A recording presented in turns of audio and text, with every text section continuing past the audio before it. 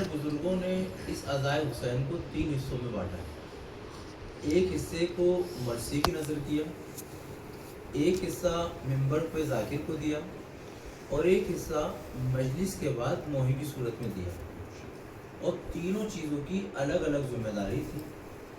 اور یہ میں گفتگو کروں گا، بعد مجلس آپ اس کا سوال کر سکتے ہیں مولانا کہاں سے کیسے کیوں پڑی۔ مرثیہ خان کا جو سب سے پہلا کام تھا، جس کو آپ اس طرح کہہ سکتے ہیں کہ جب ہم کوئی بیج بونا چاہتے ہیں، زمین کے اندر کھیتی کرنا چاہتے ہیں زمین کو، تو پہلے زمین کو جوتا جاتا ہے، زمین کو نرم کیا جاتا ہے۔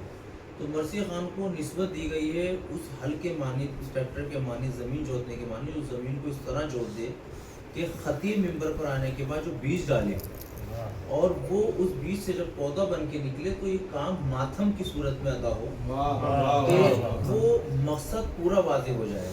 جیسے آج وقت حاضرہ پہ آپ سب نے پڑھا، جسے امام خمینی نے اس انقلاب کو جو نسبت دی تھی، انہوں نے فرمایا کہ یہ میں انقلاب لے کے آیا ہوں محرم و سفر کے سبب، یعنی عزاداری امام حسین اتنی عظیم مقصد کے تحت ہے کہ اگر اس کو ہم زبانوں سے ہٹ کے سمجھنے کی کوشش کر لیں تو انقلاب لے آئیں گے۔ اب وہ ہوا کیا، دوسری مثال تھی مرثیہ خان کی، کہ مرثیہ خان کی ذمہ داری، اور جو مرثیہ خان کے آج ہمارے معاشرے سے علماء کی بھی بات آئے گی، اس میں زیادہ دن کا بات نہیں کروں گا، بات پہنچے گی۔ تو مرثیہ خان کی ذمہ داری تھی کہ وہ اس عوام کو شاعری کی صورت میں، مسدس، کلام، قصیدے کی صورت میں پہلے اہل بیت علیہ السلام سے آشنا کرائے، کیونکہ جب ہمارے کان ذکر اہل بیت علیہ السلام سنیں گے تو ہمارا ذہن آمادہ ہوگا۔ جب ہم کسی کے پاس جاتے ہیں تو ہمیں تمہیداً کچھ باتیں کرنی پڑتی ہیں، کچھ طلب کرنا ہے، ڈائریکٹ جا کے نہیں مانگ لیتے ہیں۔ اور فرش عزا پر آنے کے بعد پھر اس کے بعد مرثیہ اس میں رکھا گیا، کیونکہ ذاکر کا کام رلانا نہیں تھا، اصل ذاکر وہ مرثیہ خان تھا جو فرش عزا پر زمین پر بیٹھنے کے بعد اس طرح کے درد کربلا کو بیان کرتا تھا کہ ہماری آنکھیں روتی تھی، کان سنتے تھے اور دل نرم ہو جاتا تھا۔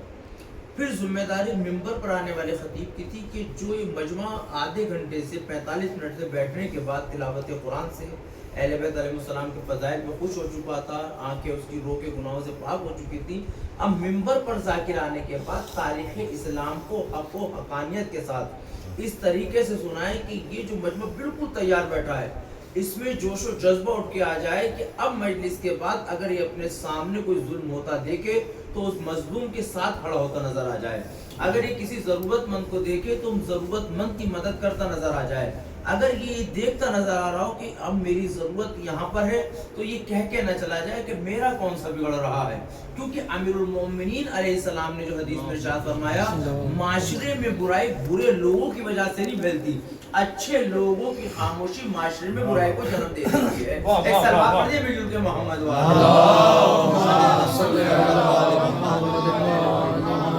ہم نے عزاداری امام حسین کو دشمن کی سازش کے تحت 3 حصوں میں بانٹا۔ مطلب اب جو میں مجلس پڑھوں گا تو میری مجلس کو بات آئے گا مولانا بہت اچھی تبلیغی مجلس پڑھی آپ نے، کیونکہ اس کو ہم نے تبلیغ سے جوڑ دیا۔ ہم نے عزاداری امام حسین کو ایک فضائلی مجلس میں بانٹا ہے، ایک تبرعی مجلس میں بانٹا ہے، اور ایک تبلیغی مجلس میں بانٹا ہے۔ میرا سوال جو امت اسلام سے ہوتا ہے جہاں بھی ہم جاتے ہیں کہ امیر المومنین کی یا پیغمبر اسلام کی جو 63 سالہ زندگی ہے، اس زندگی میں سے کون سی زندگی ہمیں فالو کرنی ہے اور کون سی چھوڑنی ہے؟ 13 رجب خوشیوں میں بیٹھا ہوں، اور یہ بات میں کہوں گا کہ 13 رجب سے لے کر 19 رمضان تک، 21 رمضان تک، شبوں کے تینوں دن، کوئی زندگی کا ایسا لمحہ ہے جسے ہم فائنل کر سکیں مولانا اس کو سننا اس کو نہیں سننا؟ سمجھے گا، میں بات کرنا چاہتا ہوں تاکہ بات پہنچ جائے۔ ہم نے کیا کیا ہے مجلس میں کہ ایک انسان جو تاریخ پڑھ رہا ہے وہ فضائل پڑھ رہا ہے، ابھی فضائل بھی واضح ہوں گے۔ 13 رجب سے لے کر شہادت تک کتنی سال کی زندگی ہے؟ 63 سالہ زندگی۔ اس میں ہم بانٹ سکتے ہیں بس میں کہ یہ ہمارے لیے یہ ہمارے لیے نہیں۔ اگر پوری زندگی امیر المومنین کی ہمارے لیے حجت ہے اور نمونہ عمل ہے، ہمارے لیے آئیڈیل ہے، تو پھر اس منبر رسول پہ آنے والے کی یہ بھی شرعی ذمہ داری بن جاتی ہے کہ جہاں امیر المومنین کی 85 جنگوں کو سنایا جا رہا ہے، اس جنگوں کے ہونے کا سبب بھی عوام کو بتایا جائے، امیر المومنین کے مسلح پہ آنے کا طریقہ بھی عوام کو بتایا جائے، مسند قصاوت پہ آ کے فیصلہ کرنے کا عمل بھی عوام کو بتایا جائے، باغ میں محنت و مزدوری کتنی ایمانداری سے کی جاتی ہے یہ بھی قوم کو بتایا جائے، مال غنیمت ملنے کے بعد کتنا گھر لے جایا جاتا ہے، کتنا غریبوں کو بانٹ دیا جاتا ہے یہ بھی بتایا جائے۔ اب جب یہ بتایا ہی نہیں جائے گا، بیان ہی نہیں کیا جائے گا تو ہمیں پتہ چلے گا کیسے؟ ایک سلوات پڑھیں ہم لوگ۔ اب ہوا کیا؟ دیکھیں بات سمجھنے کی کوشش کیجیے، فضائل اہل بیت علیہ السلام ہے کیا؟ ہم نے یہ سمجھا کہ امیر المومنین جو میدان جنگ میں تلوار چلاتے ہیں یہ ہمیں سننی ہے۔ ہم ابھی علی گڑھ مجلس پڑھ رہے تھے، ایک سوال آیا اس طرح کہ مولانا تھوڑا سا ادھر بھی پڑھ دیجیے۔ ہم نے کہا کہ ہمارے معاشرے کو تقریباً بچپن سے جنگیں سن رہے ہیں، جنگ سننی چاہیے، جنگ بہت ضروری ہے۔ آج بھی ایران کی جنگ میں خیبر کے نعرے لگ رہے ہیں، تاریخ سننی چاہیے۔ لیکن یہ اتنی جنگیں سننے کے بعد اگر ہمیں جنگوں کے نام بھی یاد نہ ہوں، آئیے اب بات کرتے ہیں تاکہ آپ تک بات ہو جائے، سب ایجوکیشن سے تعلق رکھتے ہیں۔ مجلس ہماری تقریباً میں 1 گھنٹہ پڑھوں لیکن 1 گھنٹے کی مجلس ہوتی ہے۔ یہ ذاکر جو ممبر پاتا ہے یہ مجلس نہیں ہے، مرثیے سے لے کر مسائل تک اور مسائل کے بعد موقع تک مجلس کا حصہ ہے۔ اب آپ معاشرے میں دیکھیے گا جہاں بھی آپ جائیے، ہم نے مرثیے کو ختم کر دیا بالکل۔ ہم مرثیے میں آ کے فرش ادا پہ نہیں بیٹھیں گے۔ نوحہ جب ہوگا تو ہمارے تصور میں ہے کہ جوان ماتم کریں گے، ہم بوڑھے چلے جائیں گے۔ یہ بالکل حقیقت ہے۔ نعیم صاحب قبلہ کہتے تھے کہ یہ مرثیہ اگر مجلس کا حصہ ہے تو اس کو نکال دیا جائے۔ ماتم بوڑھے سے ہوتے ہیں، ہمیں کرنا نہیں ہے۔ پھر حبیب ابن مظاہر کہاں ہے؟ جناب حمزہ کا تصور کہاں ہے؟ اب سمجھیے کہ بات جو آپ کہنا چاہتا ہوں، ہمیں صرف ذاکر کی بات سننی ہے، سن کے چلے جانا ہے۔ اس کے علاوہ نہ آپ کی طرف سے کبھی سوال ہوگا نہ ذاکر کی طرف سے کبھی سوال ہوتا ہے۔ اس میں ایک چیز کہتی جاتی ہے، بڑے پیارے اچھے ڈھنگ سے کہی جاتی ہے، مولوی کو احترام تھی کہ احترام کرتی ہے قوم، بے پناہ احترام کرتی ہے۔ مرحوم ممتاز صاحب امام اعلیٰ فرماتے تھے بھائی قوم داماد سے زیادہ احترام کرتی ہے، بس ظاہر طریقے سے۔ اب تو اس میں ہم نے ان سے کہا مکہ مدینہ بالکل داماد کی طرح احترام کرتی ہے کہ سامنے بہت اچھے اور پیچھے جو بھی ہو جائے۔ ایک سال وقت پڑھے مل کے معاملہ چیز کو سمجھتے ہیں فضائل اہل بیت کو۔ اس مجلس کے اندر ہم کہتے ہیں کہ ہم ذاکر سے سوال نہیں کرتے۔ اسلام کی بنیاد ہے فاسألوا اہل الذکر ان کنتم لا تعلمون۔ اگر آج آپ میں سے کوئی مجھ سے سوال کرے گا تو منو بھائی ناراض ہو جائیں گے، یار ہمارے ہم نے مولانا کو بلایا، ہمارے تعلق یہ ہوتا ہے ہمارے مسجد میں۔ اور پھر دوسرا جواب ہماری قوم بڑی آسانی سے دیتی ہے، مولانا ہم احترام میں خاموش ہیں۔ غلط ہوتا دیکھ رہے ہیں مگر احترام میں خاموش ہیں۔ ابھی بچے ہمارے سامنے بیٹھے ہیں، اللہ اس کو کامیابی کرے، ہائی اسکول کے ایگزام دی، ہمارے بچے نے سب کو کامیابی کرے۔ بیٹا مغرب کی کتنی رکعت نماز ہے؟ 3 رکعت۔ عشاء کی 4 رکعت نماز ہے۔ ہم نے بھی باب الموخلا میں جماعت سے نماز سے پڑھی، بھائی نے بھی پڑھی ہوئی۔ اگر پیش نماز تیسری رکعت پہ عشاء کی سلام پڑھنے لگے تو پیچھے والوں کا کیا فریضہ ہوتا ہے؟ کیا عمل دیکھا ہے آپ نے معاشرے میں؟ پیچھے سے لقمہ دیا جاتا ہے۔ کبھی ایسا ہوا ہے کہ لقمہ دینے کے بعد جب پیش نماز کی 4تھی رکعت پڑھائی ہو تو نماز تمام ہوتی پیچھے مڑ کے کہا کہ آج کس نے ٹوکا تھا مجھے؟ دیکھیں ذہن پہ بات پہنچی، کبھی ہوا؟ آج تک نہیں دیکھا ہوگا۔ اچھا انجمن کے صدر کھڑے ہوں، ہمارے بلائے ہوئے مولوی کو آپ نے ٹوک دیا۔ اچھا ٹوکنے کے بھی آداب تھے، کوئی گندا لفظ استعمال نہیں کر سکتے، آپ اپنا لفظ استعمال نہیں کر سکتے، تہذیب تھی۔ میں نے اس عوام سے پوچھا کہ ہمارے پاس 2 عبادت خانے کے ساتھ 2 عبادت خانے اس قوم کے پاس، ایک مسجد اور ایک امام بارگاہ، 2 عالم ہے ہمارے پاس، ایک ممبر پہ آنے والا، ایک محراب پہ کھڑے ہونے والا۔ دونوں کے شرائط تھے، یہ چیزیں نہیں پڑھی جاتی جو میں پڑھ رہا ہوں آپ کے سامنے۔ ممبر پر آنے کے بھی شرائط تھے، محراب پہ آنے کے بھی شرائط ہیں، اس کے آج بھی ہیں۔ جب ہم محراب پہ کسی کو لاتے ہیں تو دیکھتے ہیں کہ اس کی قرأت ہے یا نہیں، اس کا علم کتنا ہے، شیعہ اشنا شریع ہے یا نہیں، یہ چیزیں چیک ہوتی نہیں ہوتی بھائی۔ ممبر پر لانے میں اب کیا ہے، صرف تعلقات، پرسنالٹی کیا ہے، تعلقات کیسے، وہ ایک الگ چیز ہے۔ اس کے علاوہ جو کہ ممبر جب ہو، جب فضائل اہل بیت بیان ہو، اور یہ فضائل ہے میں پڑھ رہا ہوں، میں بھی آپ کو ثابت کروں گا۔ اب ممبر پر لانے والے کوئی شرائط نہیں رہ گئے، جبکہ مصلی پہ نماز پڑھانے والا اپنی قوم کو ریپرزینٹ کر رہا ہے اپنی قوم کے درمیان، غیر قوم آپ کے پیچھے نماز نہیں پڑھ رہی، لیکن جو ممبر پر آ کے بیٹھ گئے وہ آپ کا نہیں ہے، وہ ہر قوم کو جو بلایا اس کے سامنے بیان دے رہا ہے۔ اب وہ جو ممبر پہ محراب پہ لانے والا پیش نماز تھا، جب اس نے اشتباہن، جان کچھ کی نہیں کرتا کوئی بھی، 4 رکعت کی جگہ تیسری پہ نماز تمام کرنے لگا تو سب نے ٹوکا، وہاں عزت کہاں گئی مولوی کی، وہاں عالم کا احترام کہاں گیا؟ تو اس کا مطلب یہ ہے کہ یہ تبرک کا اثر ہے، مجلسوں کا صدقہ ہے کہ ہم غلط ہوتا دیکھ کے خاموش نہیں رہ سکتے. شرط یہ ہے کہ ہمیں پتا ہو کہ غلط ہے یہ صحیح ہے، کیونکہ ہمیں نماز کی رکعتیں یاد تھیں، بچپن سے پریکٹس کرتے آئے تھے، ہمارے سامنے 4 کی جگہ تیسری میں تمام ہونے لگی تو ہم نے تبرک کی تاثیر ٹوک کے بتائی. لیکن کیونکہ ہم نے تاریخ اسلام کو بالائے طاق رکھ دیا ہے، کتابیں ہم پڑھتے نہیں ہیں، بزرگوں کے پاس ہم بیٹھتے نہیں ہیں، ہمیں کتابوں کا نہیں پتا کون سا واقعہ کب ہوا، کون سی تاریخ کب ہوئی، کون سی تفسیر کیا ہوئی. تو ذاکر جو پڑھ کے چلا گیا ہم نے خاموشی اختیار کر لی اور اسی کے کاندھے پہ بندوق رکھ کے کہہ دیا میں احتراماً خاموش ہیں.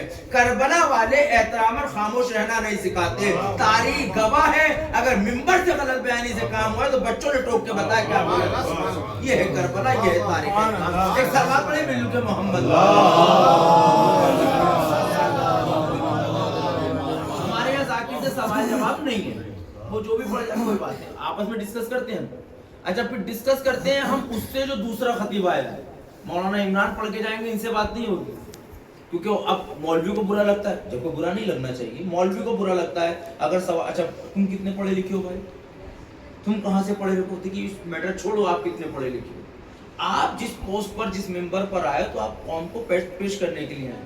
جیسے کلاس کا ایک ٹیچر، اب میں نے جو بات کی نا کہ فضائل اہل بیت، یعنی ایک بچہ ہے اسکول میں جاتا ہے، ہم بھی بچپن سے پڑھے ہیں لیکن ہمارے زمانے میں شاید پلے اسکول وغیرہ نہیں ہوتا تھا، 84 کی پیدائش ہے، اس ٹائم نہیں ہوتا تھا. یہ تو اب ماں باپ پڑھ لکھ گئے زیادہ ہم لوگ معاشرے میں، تو بچے کی ہیلتھ سے کھلواڑ کرنے کے لیے تیسرے سال میں اسکول پر، دوسرے سال میں ہی اسکول میں ڈالنے کی کوشش ہوتی ہے کیونکہ ذہن غلام ہو چکا ہے. ورنہ اسلامی اعتبار سے تو امیر المومنین نے زندگی کے 4 حصوں میں ڈیوائیڈ کیا ہے. 7 سال تک تو انہیں بادشاہ بنا کے رکھنا ہے، 7 سے 14 میں آپ کو انہیں غلام بنا کے رکھنا ہے، 14 سے لے کے 21 تک دوست بنا کے رکھنا ہے، 21 میں مالک بنانا ہے. وہ ایک الگ پیسے آپ پڑھ لیجیے گا، اس کو جا کے دیکھ لیجیے گا میرے انسٹاگرام پیج وغیرہ پہ، یہ چیزیں مل جائیں گی آپ کو.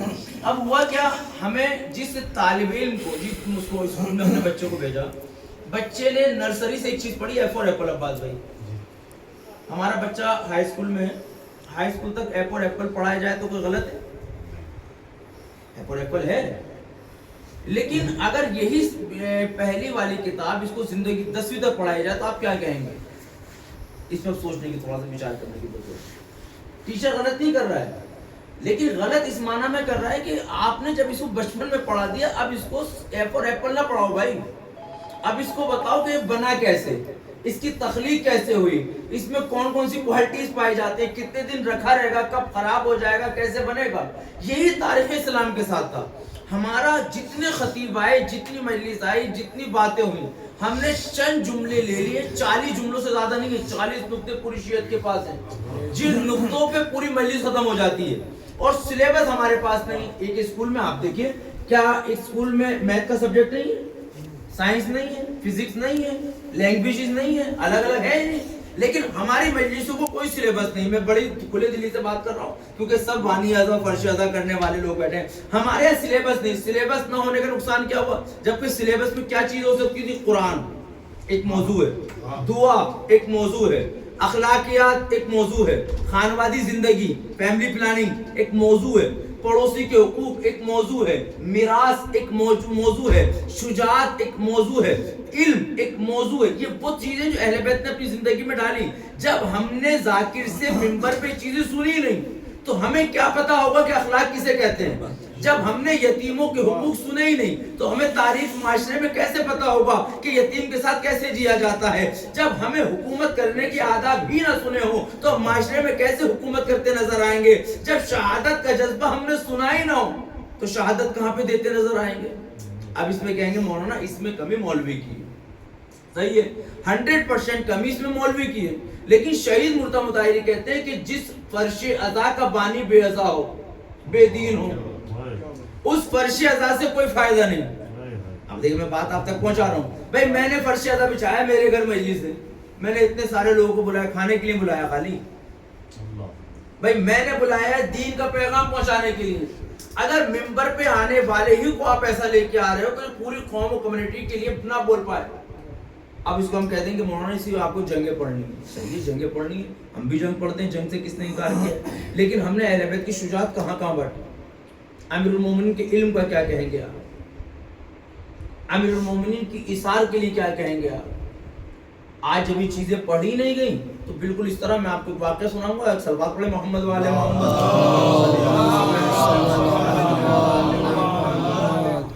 امیر المومنین کی زندگی کا کوئی بھی لمحہ آپ شجاعت سے خالی نہیں دکھا سکتے. سب تحمل، کاروبار میں محنت، کسی بھی کوشش میں چلے جائیں. اب یہ جو اہل بیت نے زندگی گزاری ہے یہ ایز اے آئیڈیل ہے یا نہیں؟ یہ نمونہ عمل ہے یا نہیں ہمارے لیے؟ لقد کان لکم فی رسول اللہ اسوۃ حسنہ، ہم نے نبی کی سیرت کو تمہارے لیے نمونہ عمل قرار دیا ہے. جو قرآن کی آیت ہے جو میں نے پڑھی، جس وقت پیغمبر اسلام نے اعلان رسالت کیا ان کی عمر ہے 40 سال. 40 سال تک نبی رہے کافروں کے بیچ، مشرکین کے بیچ، یہودیوں کے بیچ، عیسائیوں کے بیچ. یہ میں جملہ اس لیے دہرا رہا ہوں کیونکہ آج ہماری پڑھی لکھی قوم کا ایک شکوہ سا آتا ہے کہ مولانا ماحول بہت خراب ہے، سوسائٹی ہم کچھ کر نہیں سکتے. پھر اسلام کی طاقت کہاں گئی آپ کی؟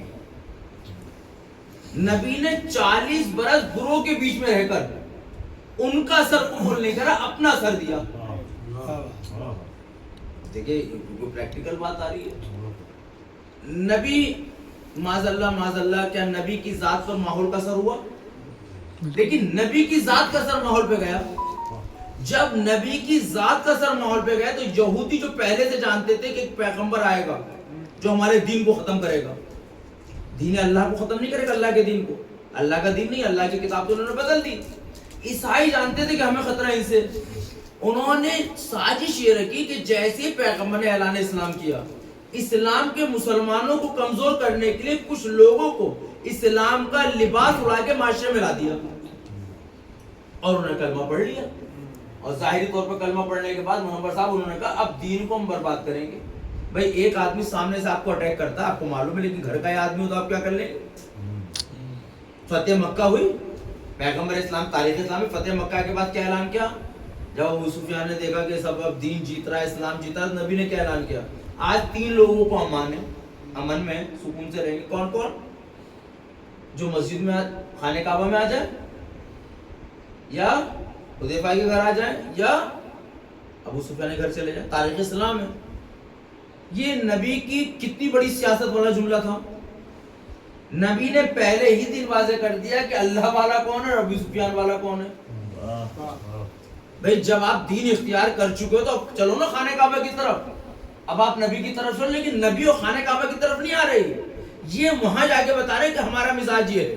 اب یہ جو بات میں نے آپ سے کہی، جب یہودی اور عیسائی کمیونٹی نے بات دیکھی، بہت آرام سے سنیے گا، جب یہودی اور عیسائی کمیونٹی نے دیکھا کہ نبی کا دین اگر پھیل گیا، میگنیٹک طاقت رکھتا تھا، مقناطیسی طاقت رکھتا تھا نبی کا کردار، تو انہوں نے اسلام کو برباد کرنے کے لیے کچھ لوگوں کو اسلام کا لبادہ اڑایا، اور لبادہ اڑانے کے بعد اب اسلام میں داخل کیا. اب کیسے داخل کیا وہ سنیے آپ. حضرت علی علیہ السلام کی کتنی سال کی زندگی ہے؟ میرے ذہن سے نکل رہا ہے 63 سال زندگی. 25 برس زندگی وہ جو وفات رسول کے بعد ہے، اور اس 25 برس کی زندگی میں 4.5 سال کی خلافت کا دور ہے امیر المومنین. سیریا شام جسے ہم کہتے ہیں، وہ اس زمانے میں بزنس ہب تھا، جیسے شاید جیسے ملیشیا ٹائپ سمجھ لیے، بمبئی سمجھ لیے، مارکیٹ، پوری دنیا کا آدمی تاجر وہاں پہ جایا کرتا تھا. امیر المومنین کی شہادت کے بعد وہ وہاں کے لوگ کہتے ہیں کہ علی نماز بھی پڑھتے تھے. یہ آپ نے خطیبوں سے سنا ہے. لیکن ایک لمحے کو سوچیں کہ میڈیا میں اگر اپنے آدمی نہ ہو، جو اب ساحل صاحب آ چکے میں بات کہہ سکتا ہوں، اگر حق بولنے والے آدمی نہ ہو تو بات کہاں تک ہوتی ہے. یہ ان لوگوں کا کہنا ہے کہ علی نماز بھی پڑھتے تھے، اس کا مطلب میری سمجھ میں آتا ہے ایک یہ ہو سکتا ہے کہ ابھی تک جو بھی خلافت کے پد پر آیا ہے اس کے لیے نمازی ہونا شرط نہیں تھا، یا انہوں نے پڑھی نہیں. ایک میرے لیے.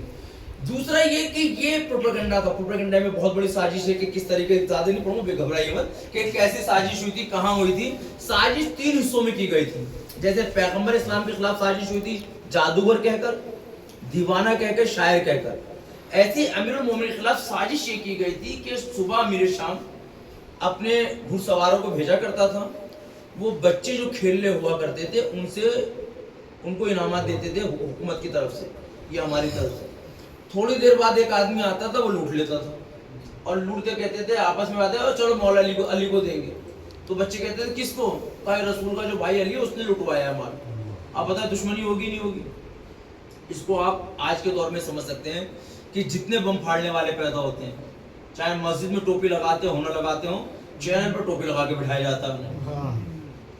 آپ سوچئے یہ ایک سازش کا حصہ ہوتا ہے کہ اسلام کو بدنام کرنے کے لیے. اب یہ جو بچے بچپنے میں یہ سن چکے ہیں کہ ہمارے ہاتھ سے چھینا گیا ہے, یہ علی کے دوست ہوں گے دشمن ہوں گے؟ سنیے آرام سے میرے.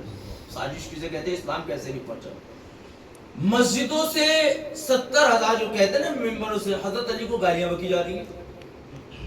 بھائی مارکیٹ میں نیٹ ورک تو تھا نہیں, موبائل ٹیکنالوجی تھی, دوسروں کو پتہ چل جائے. محلے کی مسجدوں میں حضرت علی کو گالی بکی جا رہی ہے. اب اس دور میں جو بچہ جوان ہوگا وہ حضرت علی سے محبت کرے گا, دشمنی کرے گا؟ دشمنی کرے گا. اب سنیے واقعہ جس کو میں سنانا چاہتا ہوں. امیر المومنین کی شہادت ہو گئی. لوگوں نے کہا کہ حضرت علی نماز بھی پڑھتے تھے. یہ بات ختم ہو گئی. بات ایسے ختم نہیں ہوئی. مدینے میں ہمارے دوسرے امام تشریف فرمائے. ظاہر سی بات ہے ان کا گھر ہے, خاندان ہے, سب کچھ ان کا, شہر ان کا, ملک ان کا. مسجد میں بیٹھے ہوئے ہیں. نبی اور امام تنہا نہیں بیٹھا کرتے, ان کے ساتھ لوگ بیٹھا کرتے تھے. شام کا ایک رہنے والا شخص آتا ہے, مسجد میں قدم رکھتا, قدم رکھتے ہی حضرت علی کی شان میں گستاخی کرتا ہے. شام کا رہنے والا ہے, حضرت علی کے دشمن کو پالا گیا ہے. امام حسن نے دیکھا کہ پردیسی آنے والا ہے. اخلاق کسے کہتے ہیں؟ امام نے اپنے بیٹھے ہوئے ساتھی سے کہا تو کہ پردیسی ہے, اس کی سواری کو استقبال میں بندواؤ. جیسے ہمارے یہاں کہتے ہیں آج کے زمانے گاڑی کو پارکنگ میں لگواؤ. یہ پردیسی, اس کے کھانے پینے کا انتظام کرو. اس شخص نے پھر قدم آگے بڑھایا, پھر حضرت علی کی شان میں گستاخی کی. اچھا یہ جو بیٹھے ہوئے یہ کون ہے؟ امام, لیکن حضرت علی کے بیٹے ہیں. ہمارے سامنے کوئی ہمارے والد کی شان میں گستاخی کرے تو ہم کیا کریں گے؟ آنے بھی نہیں دیں گے. لیکن یہ امام ہے, جذبات نہیں, شعور ہے.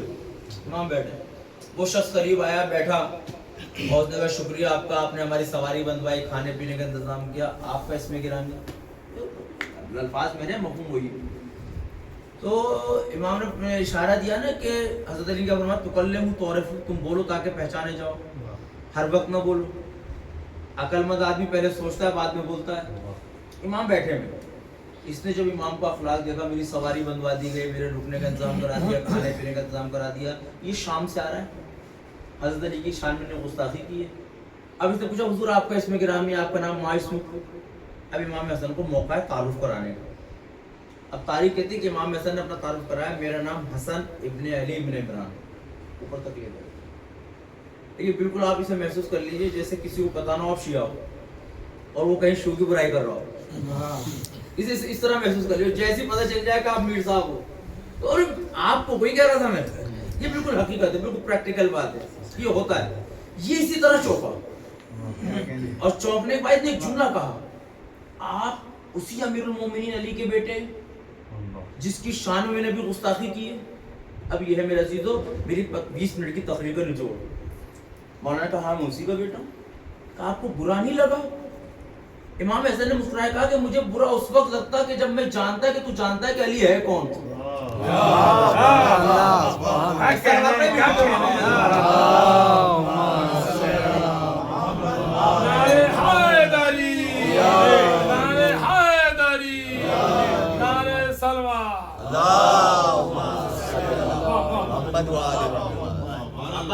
جب مجھے پتا ہوتا کہ تم جانتے ہو کہ علی ہے کون. تو یہ اس چیز کو آج کا اس وقت کا نوجوان محسوس کر سکتا ہے. 1400 سال سے جو تاریخ ہوئی ہے, جو آپ نے ممبروں سے سنی, وہ اتنا اثر نہ دکھا پائی. لیکن اس تاریخ کو پڑھ کر اپنی زندگی میں ایک خامنہ نے اپنی زندگی میں ڈالا. اس عمل کو دیکھنے کے بعد جتنا شیعت کی طرف لوگ آئے, جتنے اتحاد کی طرف آئے, رہبر کی شہادت نے ایک پیغام اور دیا کہ اگر آپ دین کی خاطر شہید ہوتے تو زندگی ہی میں علی علی کے نعرے نہیں رکھتے. جو کام زندگی میں نبی کا نمائندہ رہبر معظم کرنا چاہ رہے تھے, اماموں کے نمائندے, وقت کے امام سے ملاقات کرنے والے کہ شیعہ سنی متحد رہے, زندگی میں اعلان کیا, مرنے کے بعد متحد کر کے بتایا جو اللہ کی راہ میں قربان ہو جاتا اس کا مقصد عمر ہو جاتا ہے. سبحان اللہ. جو میں بات آپ سے کریں, جب بات آپ تک پہنچنی چاہیے. اب ہوا کیا, اب یہ تاریخ چل رہی تھی, علی کا کردار, نبی کا کردار چل رہا تھا. یہودی بھاگ گیا. یہودی نے باپ کے کہا کہ ان کے پاس ایک پلیٹ فارم ہے دین پہنچانے کا، اب ہم اس کو تو ختم کر نہیں سکتے. انہوں نے کچھ اعتراضات گھڑے، لیکن میں پھر بڑی آسانی سے آپ تک بتانا چاہتا ہوں. جتنے اعتراضات شیعوں کی طرف ہیں سب اہل سنت کی طرف ہیں. ہمارا خطیب پورے 2 مہینہ 8 دن، یہ پوری زندگی اس ممبر سے بیٹھ کے صرف اہل سنت کو سیٹسفائی کر رہا ہے، ان کے سوالات کے جواب دے رہا ہے. صحیح ہے، میں انکار نہیں کر رہا ہوں. تاریخ یہودی پہ کوئی بات کیوں نہیں کر رہا ہے؟ عیسائی پہ بات کیوں نہیں کر رہا ہے؟ ہندوازم پہ کیوں نہیں بات کر رہے ہیں؟ مجوسیوں کے تعلقات پہ کیوں بات نہیں کر رہے ہیں؟ دوسری کمیونٹی کے بارے میں کیوں نہیں بول رہے ہیں؟ کیونکہ وہ چاہتے ہی نہیں تھے یہودی اور کہ یہ اس قوم کو شیعہ سنی میں اتنا الجھا کے رکھ دو کہ وہ 2 مہینے 8 دن کا پلیٹ فارم جو ان کو خامنہ ہی بنائے، جو ان کو حسن نصر اللہ بنائے، جو ان کو وہ جذبہ پیدا کرے کہ بات کے لیے خلاف آواز اٹھانی ہے، وہ آپس میں جواب دیتے ہیں، اسی میں گل مل کے رہ جائیں. یہ بات میں آپ تک بات پہنچانا چاہتا ہوں. اور ہماری مجلس وہیں پر آ کے ختم ہو جاتی ہے. جب ختم ہو گئے تو ہم آپس میں کے ختم ہو گئے. یہ بات شاید رہبر بھاگ گئے. اس سے پہلے جو علماء گزرے ہیں تاریخ سنانا برا نہیں ہے، تبرہ واجب ہے، لیکن تبلہ بھی ہے ساتھ میں. اچھا تبرہ بھی میں واضح کر دوں تاکہ بات سمجھ جائے. گالی بکنے کا نام تبرہ نہیں ہے. تبرے کے معنی ہے کہ مرزا عمران کا کوئی عمل آپ کو اچھا نہیں لگتا چھوڑ دو. آج آپ جتنی چیزیں استعمال کرتے ہیں جو پسند آتی ہے وہی تو کرتے ہیں نا. ٹوتھ پیسٹ سے لے کر صبح اٹھنے کے بعد سب سے پہلے چیز استعمال کر رہے ہیں صابن، شیمپو، پرفیوم. بغیر ایڈورٹائز سے کوئی لیا ہے آپ نے آج تک؟ سمجھے، کیونکہ میں ٹھکانا میں مجلس اس طرح پڑھتا ہوں میرے بھائی تاکہ بات آپ تک پہنچے. جس کا ایڈورٹائز ہو وہ چیز بکتی ہے. جو چیز آپ کو پسند آتی ہے وہ اپنانے کی کوشش کرتے ہو، وہی تو چیز اپناتے ہیں نا. تو سوال یہ کہ جب ہماری فطرت میں جو چیز اچھی لگے وہ کردار میں ڈال لو، جو چیز اچھی لگے وہ گھر میں لے آؤ، گھر کو ایسا سجاؤ جیسے اچھا لگے. تو سوال یہ کہ جب ہر چیز جو پسند آ جاتی ہے اسے اپنانا چاہتے ہو، تو اہل بیت علیہ السلام کا کردار اگر پسند ہے تو اپنانا کیوں نہیں چاہتے؟ ہم چاہتے کیا ہے؟ جو ہمارے یہاں خرابی پیدا ہوئی، بدلاؤ سب چاہ رہے ہیں، بدلنا کوئی نہیں چاہتا. ایک سلوات میں مل کے محمد والے مولوی چاہ رہا ہے عوام بدل جائے، عوام چاہ رہی ہے مولوی بدل جائے، اور دونوں بدلنے کے چکر میں، رجیم بدلنے کے چکر میں پھنسے بیٹھے ہوئے ہیں. ایک سلوات میں مل کے محمد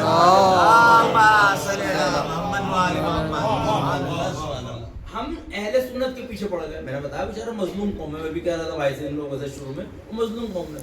جس قوم کو سوال کرنے کی اجازت نہ ہو، جسے وضو کا پتہ نہ ہو، جسے کرتے پہننے کا پتہ نہ ہو، انہیں نہیں پتہ بات ہے. اب ان کو دین پہنچے کیسے؟ آخری بات پھر میں مسائل کی طرف چلا جاؤں. اب ہم دین پہنچائے کیسے؟ اسلام کو وہاں تک پہنچائے کیسے؟ اگر آپ قرآن ان کے سامنے لے کے جاؤ، میں بھی ہندوازم کی بات کر رہا ہوں، میں ہندو آ کے قرآن لے کے جاتا ہوں، وہ کہے گا بھائی آپ کے دھرم کی معتبر کتاب ہے، آپ کے مذہب کی کتاب ہے، اپنے پاس رکھو. میرے پاس تو میرے مذہب کی کتابیں ہیں نہیں ان کے پاس. آپ اپنے نبی اماموں کو لے کے جاؤ تو کہتے ہیں ہمارے پاس اوتار موجود ہے. ان کے مندروں میں آپ جاؤ گے نہیں، گردواروں کی طرف آپ کی رسائی نہیں، چرچ آپ جانا نہیں چاہتے، ان سے آپ مل نہیں سکتے، کیونکہ ملنے کا مطلب ہے کھانا پینا. اور یہ نازک سی کڑی ہے، کھانے پینے کی وجہ سے ہم تعلقات ختم کر دیا ہم نے، صرف کھانے پینے کی وجہ سے. جبکہ بہت ساری چیزیں نبی اور امام نے دین پہنچایا ہے. کیا نبی نے 40 سال کے بعد اعلان رسالت کیا ہے نا. حضرت علی علیہ السلام یا نبی کی زندگی میں مجھے ایک تاریخ آپ دکھا دیں، سب آپ سنتے ہیں، بڑے بڑے ورثے کراتے ہیں، مجلس سے کراتے ہیں کہ نبی کے در پہ کوئی غیر قوم کا خالی گیا ہو، نبی نے کبھی کسی غیر قوم والے کی مدد نہ کی ہو. اب سوال یہ ہے کہ ہم ان کے ہاں جاتے نہیں ہیں، ان کو اپنے یہاں بلاتے نہیں ہیں. میں اس کی بھی دلیل دیتا ہوں لیکن وقت نہیں ہے کہ ہم کیوں نہیں بلاتے. پھر دین پہنچے کیسے؟ آپ کی نگاہ میں آپ کی کتاب حق، ان کی نگاہ میں ان کی کتاب ہے وید حق. آپ کی نگاہ میں آپ کے نبی امام حق، ان کی نگاہ میں ان کے اوتار حق. پھر دین وہاں تک کیسے پہنچے؟ تو علماء نے فرمایا دین پہنچانے کا ایک آسان سا فارمولہ ہے، آپ خود دیندار بن کے چلتی پھرتی کتاب بن جاؤ. کاش آپ میں جملہ تک پہنچا دوں. بھائی میں نے پڑھا قرآن کہتا ہے سچ بولو، قرآن کہتا ہے مظلوموں کے حمایتی بنو، قرآن کہتا ہے ظلم ہوتے دیکھو تو آواز اٹھاؤ، آپ اپنی زندگی میں ڈال لیجئے اس کو. اب لوگ کہیں گے مولانا اگر ہم سچے ہو گئے تو ہمارا رزق چلا جائے گا. یہی ایمان کی کمزوری ہے.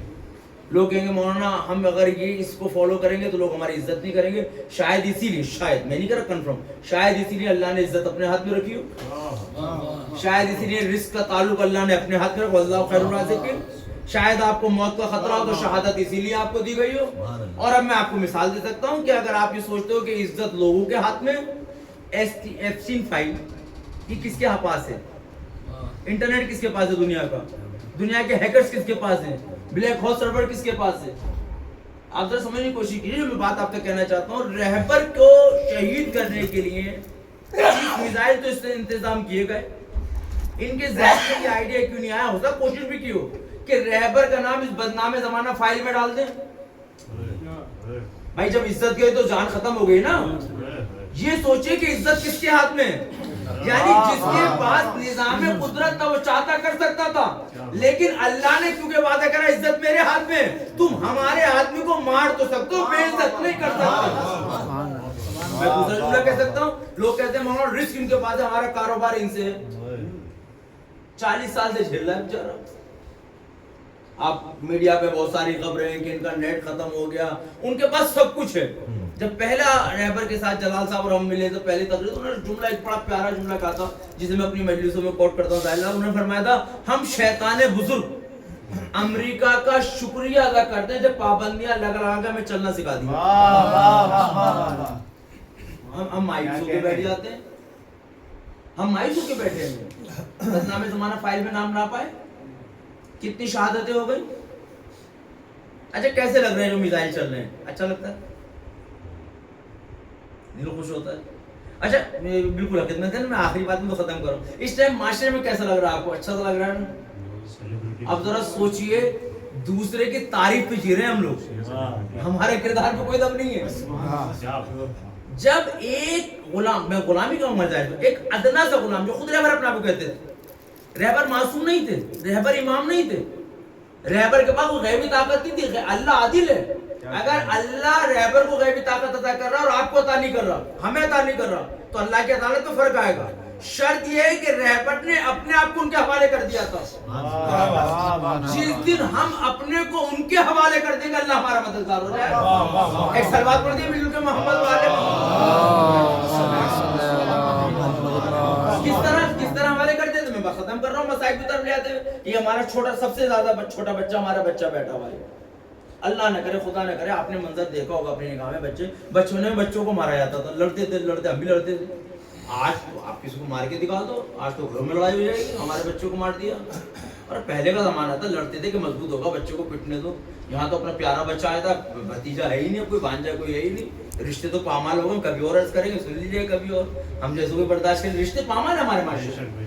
لیکن پہلے ہم لوگ پٹتے تھے, ایک بچہ پٹ رہا تھا, میں نے اس کو محسوس کیا, ہم نے دیکھا بھی, ہمارے ساتھ بچپن میں بہت ہوا ہے. پرانی دلی میں رہے, سانکھڑی کے ویسے رہنے والے, تو حادثے ہوتے تھے سب کے ساتھ. بچوں کو آپ ماریے, ابھی بھی ماریے گا, بچہ پٹ رہا ہو تو روتا ہے, لیکن آپ پیچھے سے آواز لگاؤ, اس کو احساس ہو جائے کہ میرے چچا ماموں پاپا کوئی آ گیا. طاقت آتی ہی نہیں آتی. اس کا خون بڑھ گیا, یہ تو پٹا ہوا تھا. لیکن 99% دیکھے گئے, جیسے پٹتے ہوئے بچوں کو پتا چلا میرا کوئی بچانے والا ہے, آستین چڑھا لیتا ہے. جبکہ کنفرم نہیں, وہ آئے گا بھی نہیں آئے گا بچانے, صرف آواز سنی ہے. یہ فطرت اللہ نے رکھی کہ جب آپ کو یقین ہو جائے کہ کوئی آپ کے پیچھے ہے, یقین ہو جائے بس آپ کو کہ کوئی آپ کے پیچھے ہے. یہ جو امام خمینی سے پوچھا گیا ہے جب فرانس کی طرف سے رخصت ہو کے آئے کہ آپ کی فوج کہاں ہے, تو انہوں نے مسکرائے جملہ کہا تھا, ماؤں کی گود میں جو بچے ہیں وہ میری فوج ہے. اب اس چیز کو محسوس کہ باریک بینی کسے کہتے ہیں. انقلاب کے بعد جو سب سے پہلے امام خمینی نے, آپ تو خامنہئی صاحب کو سن رہے ہو آج, میں امام خمینی کو بات پہنچاتا ہوں. جب امام خمینی سے پوچھا کہ پوری قوم آپ کی بات کیوں مانتی ہے, تو انہوں نے مسکرایا کہا کیونکہ میں اپنے نفس کی نہیں مانتا. اور اس کے بعد پھر پوچھا یہ سب ڈرتے کیوں ہیں, کہا کیونکہ میں اللہ سے ڈرتا ہوں. جو آدمی اللہ سے ڈرنے لگتا ہے, ہم عزت ڈھونڈ رہے ہیں جھوٹوں میں. ایک حمام میں سب ننگے ہیں, سب کو پتا ہے کس کی کیا عزت. اس کے بعد ہمارا جو معاشرہ جس مقام تک پہنچا ہے، ہمارے عقیدے کمزور ہو گئے. برا نہ مانے کہ میں تو بات کر رہا ہوں، اپنے بھی عقیدے کی بات کر رہا ہوں. بھائی مولوی اگر عوام کو خوش کرنے کے لیے پڑھ رہا تو اس میں عقیدہ کمزور ہے. تو اسے معلوم کے لفافہ ملنا ہے، نذرانہ ملنا، رازق اللہ ہے.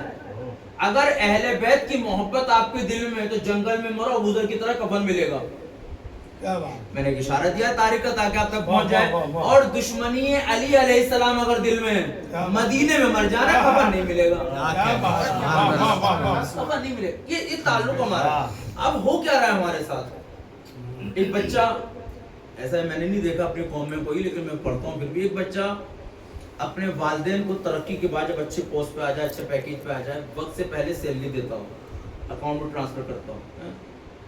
ماں باپ کی خدمت کے لیے 2-4 سرونٹ رکھ رکھے ہوں، گاڑی رکھ رکھی ہو، ڈرائیور ہو، مگر خود وقت نہ ہو ماں باپ کی خدمت کا، تو آپ کی نگاہ میں کیا ہے وہ؟ ختم کر رہا ہوں میں بات کو، میرے کو کوئی یہ پائے گا.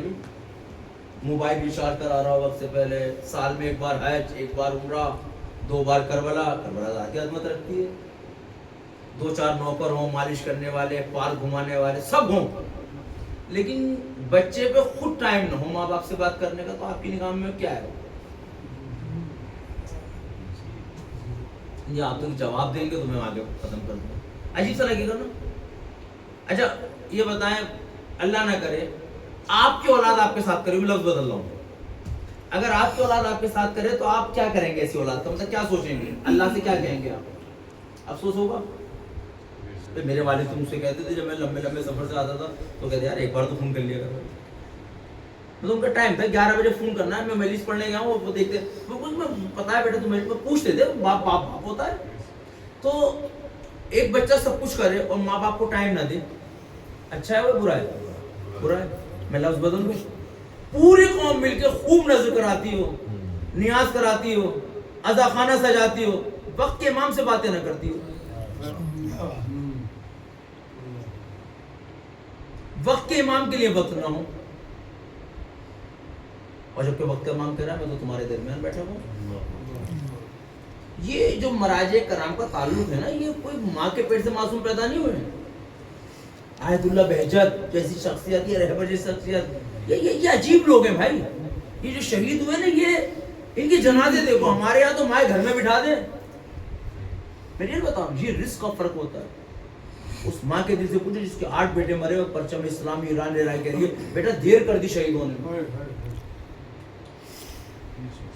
بھی سنا ہوگا آپ نے جو سوشل میڈیا تو سب کے ہاتھ میں نا بڑی تیزی چلتا ہے. رسولی جب رسیدیں کاٹ رہے ہیں، چندہ اکٹھا کر رہے ہیں ایران کے لیے، ایران کے اندر جمع ہو رہا تھا، ایک کمر جھکی ہوئی عورت آئی، اس نے 2 اپنی چاندی کی 4 چوڑیاں چاندی کی سونے کی رکھی اور وہ رکھ کے جانے لگے. بیٹھنے والے نے اٹھ کے کہا ماں اس کی پرچی تو لے جا. اس نے کیا جواب دیا؟ بیٹا میں تو 4 بیٹے بھی قربان کر کے آیا، میں نے ان کی پرچی نہیں لی، اس کی کیا پرچی؟ یہ جذبہ کہاں سے آیا؟ یہ جذبہ کہاں سے آ رہا ہے؟ یہ جذبہ جب آ رہا ہے جب امام زمانہ پہ یقین. لیکن ہمارا یقین امام زمانہ پہ یہاں تک کہ ہم زیارت پڑھ لیں گے، ہم سلام کر لیں گے، لیکن باتیں نہیں کر پاتے. اور باتیں نہ کرنے کا نقصان کیا ہوا کہ ہم نے فرش عزائے امام حسین پر آ کر داد دی، تحسین دی، ذاکر کو نوازا، مرسی خان کو نوازا، فضائل میں ذہن آ گیا مجھے. لیکن ہم مصائب میں وہ گریا اور وہ بکا نہیں کر پائے جو مصائب پڑھتے. ذاکر مصائب پڑھتا ہے، بڑا اچھا مرثیہ پڑھا، اللہ نے سلامت رکھے، آپ کو سلامت رکھے. ہم 2 منٹ رو کے خاموش ہو جاتے ہیں. صحیح ہے، اتنی ہماری سکت ہے، اتنا تو دیکھیں. لیکن اپنے دلوں پہ ہاتھ رکھ کے بتائیں کہ ہم نے رات کو کبھی موبائل بند کرنے کے بعد اہل بیت کی مصیبت میں گریہ کیا؟ حق نہیں بنتا ہے؟ حق ہے یا نہیں؟ آج جس امام کی شہادت کا دن ہے، میں اکثر کہتا ہوں لوگ برا مان جاتے ہیں، ہم اپنے مرنے والوں کا 40واں برسی بڑے اہتمام سے کرتے ہیں، اور ہم کسی غلط فہمی میں جی رہے ہیں کہ ہم شیعہ بہت بڑے عزادار ہیں. ہم محرم اور سفر والی مجلس سے تو کرتے ہیں، اور اماموں کی مجلس سے بہت چھوٹی سی مجلس، کیونکہ جس امام کی شہادت ہے جس امام سے پہچانے جاتے ہیں فقہ جعفریہ. اس امام نے جو گریے کا حق بتایا ہے، عزاداری میں بہت بڑا یوگدان امام جعفر صادق کا ہے. بہت بڑا مصائب پڑا کرتے. لوگ کہتے ہیں کہ ہم محرم کا چاند نہیں دیکھا کرتے دانی صاحب, ہم امام کے چہرے کو دیکھا کرتے تھے. محرم کا چاند نمودار ہوا, گریبان چاند ننگے پاؤں ہوا. اس قدر ان کے گھر سے گریے کی آواز آتی تھی, لگتا تھا کہ جنازے ابھی رکھے. امام محرم کا چاند نمودار ہوتی, سب محلے والوں کو جمع کرتے تھے, مصائب پڑھتے, ذاکرین کو نوازا کرتے تھے, نوح خانوں کو نوازا کرتے تھے, شاعروں کو خرچ کیا کرتے تھے, درہم و دینار دیتے تھے, پھر مصائب پڑھتے. اب وہ اسی بڑا قریبی صحابی امام کے, امام نے مصائب پڑھے. آپ سوچو نا, جب ایک ذاکر مصائب پڑھتا تو آپ کی آنکھوں سے آنسو نکلتے. جب امام پڑھ رہے ہوں تو کیا ہوتا.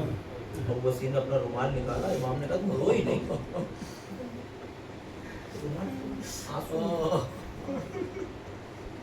یہ حق ادا نہیں ہو رہا. اس طرح ہمارے جد پہ رو جیسے ماں جوان کے لاٹھی. بابا صاحب میں مسائل نہیں پڑھ رہا ہوں, لیکن یہی میں آپ کو تصور دے رہا ہوں. آپ بستر پہ لیٹو, بستر پہ لیٹے کے بعد کسی ایک شہید کو یاد کرو. رونے کے لیے تو احساس کافی ہے. ایک باپ کے جنازے پہ بیٹی زندہ اور نہ رو پائے, کیا مصائب نہیں؟ رسول کے جنازے پہ بیٹی کو رونے نہیں دیا گیا, علی کے جنازے پہ بیٹے کو رونے نہیں دیا گیا. جناب بی بی فاطمہ کی شہادت کے بعد حسن حسین کھل کے نہیں روئے. تفسیر اس میں اگر آپ پڑھیں گے, کیونکہ وصیت تھی شہزادی کی, میرے جنازے میں محمود شامل نہ ہونے پائے, نام لیے کہ یہ شامل نہ ہو پائے. مدینہ چھوٹی سی جگہ ہے, اگر حسن و حسین تیز آواز میں روتے تو ان تک پتہ چل جاتا گھر میں شہادت ہوئی. اس گھرانے نے تو کبھی رویا ہی نہیں. رسول پہ نہ رو پائے, بی بی فاطمہ پہ نہ رو پائے, حضرت علی پہ نہ رو پائے, حضرت حسن پہ نہ رو پائے, حضرت حسین پہ نہ رو پائے. یہ گھرانہ تو رو ہی نہیں پایا ہے. اور اللہ آپ کو مدینے کی توفیق دے کہ آپ مدینے میں جائیں. جو لوگ جا چکے ہیں, میں ایک احساس دلا رہا ہوں آپ کو. یہ شہادت کا دن ہے, اور مولا امام جعفر صادق مدینہ منورہ میں جنت البقیع میں دفن ہے. جب آپ روزے رسول کے قریب نمبر آپ پہنچیں گے تو بھائی آپ گئے ہوں گے تو آپ وہ محسوس کیجئے گا جہاں جناب فاطمہ کا گھر ہے, وہاں سے محراب تک 17 قدم کا فاصلہ نہیں ہے. میں نے گنے ہیں وہ فاصلے, 10 قدم 12 قدم کا فاصلہ ہے. لیکن میں نے روایت میں پڑھا ہے, آپ نے سنا ہوگا لیکن احساس نہیں کیا ہوگا. میں آج احساس دلاتا ہوں. امام حسن کا جنازہ گھر سے اٹھا ہے, اور یہاں تک آنے میں جنازے پہ اتنے تیر لگ گئے کہ کفن لال ہو گئے. آپ ذرا مصیبت محسوس کیجئے کہ اہل بیت کی مصیبت کیا مشکل مرحلہ ہوگا. تاریخ آپ کو امام جعفر صادق کی تاریخ کہتی ہے کہ ملعون نے کئی بار انہیں شہید کرنے کی کوشش کری, زہر دے کے کوشش کری, خنجر لے کے کوشش, آخر میں گھر میں آگ لگائی. اور جب مسعود اوانکی نے شہداء امام کے گھر میں آگ لگائی تو روایت کہتی ہے کہ بیویاں ایک حجرے سے دوسرے حجرے میں جا رہی ہیں, دوسرے حجرے سے تیسرے حجرے میں جا رہی ہیں گریا کرتے ہوئے. اگر میں کہوں گا اے امام جب آپ کی شہادت واقع ہوئی تو آگ لگی, میں نے مانا, مگر آپ کے ساتھ آپ کی بہنیں موجود تھی, آپ کی اولاد موجود تھی, آپ کے بھائی موجود تھے جنہوں نے بڑھ کر سہارا دیا. مگر آئیے ذرا کربلا کا تصور کیجئے, شہادت حسین کے بعد جب خیموں میں آگ لگی ہے تو حمید ابن مسلم کہتا میں نے دیکھا ان جلتے خیموں کے بیچ ایک خاتون ہے جو خیمے میں داخل ہونا چاہتی ہے. میں سوچ رہا تھا ارے اس کا کوئی قیمتی سامان ہے, مگر جب میں نے واپس آ کے دیکھا بیوی ہے جو اپنے پشت میں بیمار کو لائی ہے, اور یہ جملہ کہتی نظر آتی ہے میرے لال تیرا بابا مارا گیا, کربلا میں سب شہید کر دیے گئے, اب کوئی ہمارا والی و وارث نہیں. امام آپ کو صادق فرمائیں ہم کس طرح کی زندگی گزاریں. انا للہ و انا الیہ راجعون. اللهم اغفر للمؤمنين والمؤمنات والمسلمين والمسلمات الاحياء منهم والاموات وتاب بيننا وبينهم بالخيرات انك مجيب الدعوات انك على كل شيء قدير. پروردگار ہماری اس عبادت کو قبول فرما. معبود اس مجلس کا جو بھی تو نے ثواب معین کیا, ان محرومین کی روح کو اصلاح فرما. ہم سب کو تعلیمات رسول آئے رسول پہ چلنے کی توفیق عنایت فرما. معبود جو امتحانات ہیں اس میں کامیابی عنایت فرما, رزق حلال کمانے کی توفیق عنایت فرما. جو بیمار ہیں شفاء کاملہ عاجلہ عنایت فرما. جو بھی درم دام درم سخن عزائے حسین میں دین میں کام آتے ہیں ان کو نظر بس سے محفوظ فرما، ملک عزیز ہندوستان کی حفاظت فرما، معبود ملک عزیز ایران کو حفاظت فرما، مزارات مقدسہ کی حفاظت فرما، دشمنان اسلام کو نصف نابود فرما، امریکہ اسرائیل کو نصف نابود فرما، وہ ذرائع فراہم فرما کہ جلد سے جلد جناب زینب کے روزے کی حفاظت فرما، مراجع کرام کا سایہ ہمارے سر پر قائم دائم رکھ، مجھے بھی حق بہنے سے کام لینے کی توفیق عنایت فرما، زیادہ دل کا وقت کے امام کی ظلم تاجیر فرما، ہمیں اصلاح بنا کے ان کی امان آسان و شمار سے کیا، ربنا تقبل منا انک انت السمیع العلیم۔ آخر میں پھر آپ لوگوں سے معتبانہ گزارش کی، ایک بار سورہ الحمد اور 3 بار سورہ کل اطراف فرما کر مرحوم سید نقی نقوی ابن سید دلاور حسین نقوی، مرحومہ سیدہ رفعت سلطانہ بنت سید سلطان علی وکل مومنات کو سب بسم اللہ الرحمن الرحیم، الحمد للہ رب العالمین۔